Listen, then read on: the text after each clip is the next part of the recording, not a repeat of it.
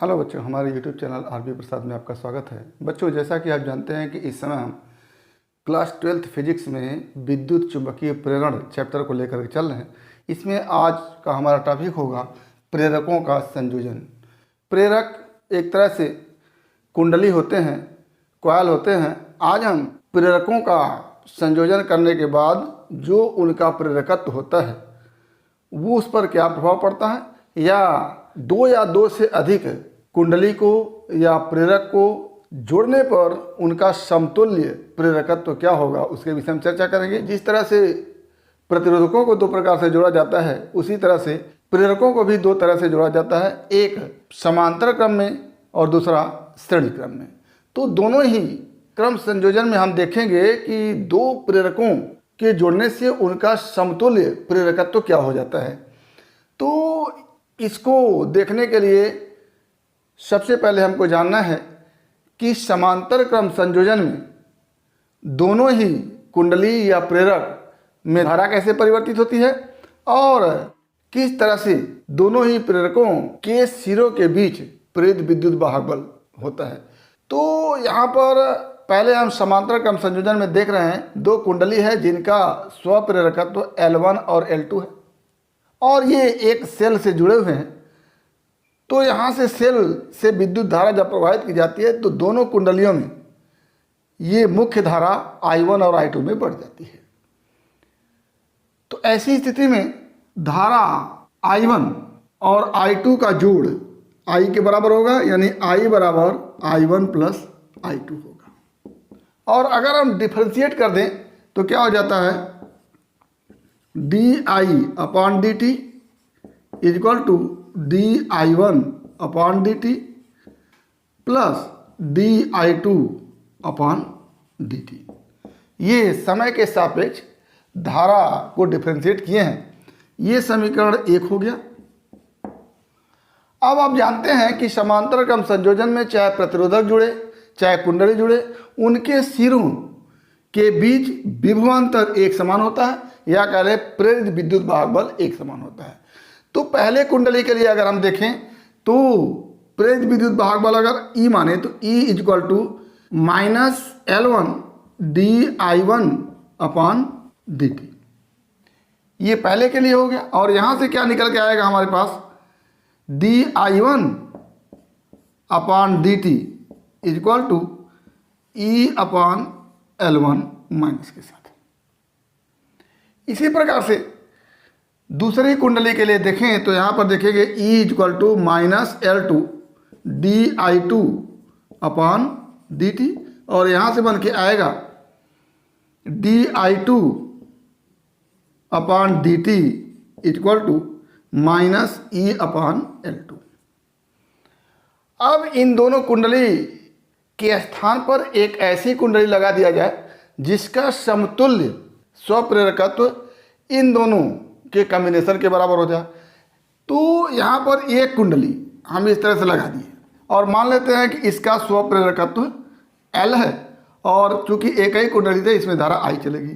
तो ऐसी स्थिति में इस कुंडली के लिए, इस प्रेरक के लिए E का मान क्या होगा, क्या लिखेंगे, E is equal to -L di/dt। तो यहाँ से क्या हो जाएगा, di/dt इज इक्वल टू क्या हो जाएगा, -E/L। अब यहाँ पर di1/dt, ये di2/dt और ये di/dt, इन तीनों का मान हम समीकरण 1 में रख दें तो क्या मिल के आएगा हमारे सामने, -E/L is equal to -E/L1 और -E/L2। और इसको अगर हल करें हम तो क्या हो जाएगा, 1/L is equal to 1/L1 plus 1/L2। तो ये हमारा समांतर क्रम संयोजन में प्रेरकों के समतुल्य स्वप्रेरकत्व और अलग अलग स्वप्रेरकत्व में संबंध होता है। इसी तरह से यदि 3 प्रेरक होते तो यहाँ पर प्लस 1/L3 जुड़ जाता और 4 प्रेरक होते तो फिर प्लस 1/L4 जुड़ जाता।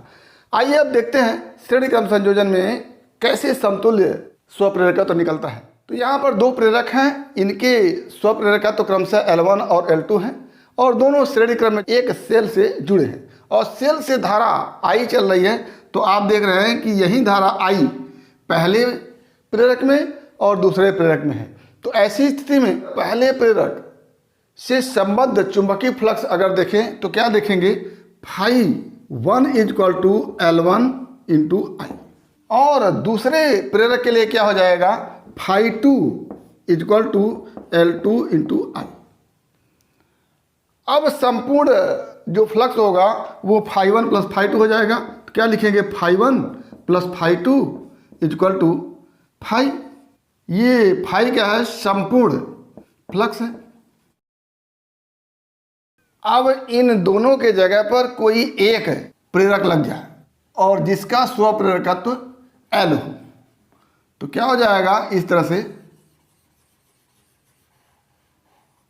ये L स्वप्रेरकत्व है और इसमें धारा I चलेगी। तो ऐसी स्थिति में संपूर्ण फ्लक्स क्या हो जाएगा, φ = L × I हो जाएगा। तो क्या लिखेंगे, यदि दोनों प्रेरकों के स्थान पर एक प्रेरक हो जिसका स्वप्रेरकत्व दोनों के समतुल्य स्वप्रेरकत्व के बराबर हो, तो संपूर्ण फ्लक्स φ = LI होगा। और यहाँ पर φ = φ1 + φ2 लिखें, तो क्या हो जाएगा, यहाँ से φ = φ1 + φ2 से क्या हो जाएगा, φ की जगह लिखेंगे LI = φ1 की जगह लिखेंगे L1I + L2I, और यहाँ से क्या हो जाता है हमारे सामने L = L1 + L2। ये अब यहीं में दो से अधिक प्रेरक हों तो क्या हो जाएगा, L1 + L2 + L3 + L4 इस तरह से हो जाएगा। तो हमने प्रेरकों के समांतर क्रम संयोजन में देखा तो 1/L = 1/L1 + 1/L2 करके आया, और श्रेणी क्रम संयोजन में देखा तो L = L1 + L2 करके आया। तो ये बिल्कुल प्रतिरोधकों के श्रेणी क्रम संयोजन और समांतर क्रम संयोजन के समान है, जिसमें हम देखते हैं कि अगर श्रेणी क्रम संयोजन में प्रतिरोधक होते हैं तो R = R1 + R2 + R3 dot करके देखते हैं, और समांतर क्रम संयोजन में होते हैं तो 1/R = 1/R1 + 1/R2 + 1/R3 करके देखते हैं। तो ये हमारा रहा प्रेरकों का समांतर क्रम संयोजन एवं श्रेणी क्रम संयोजन।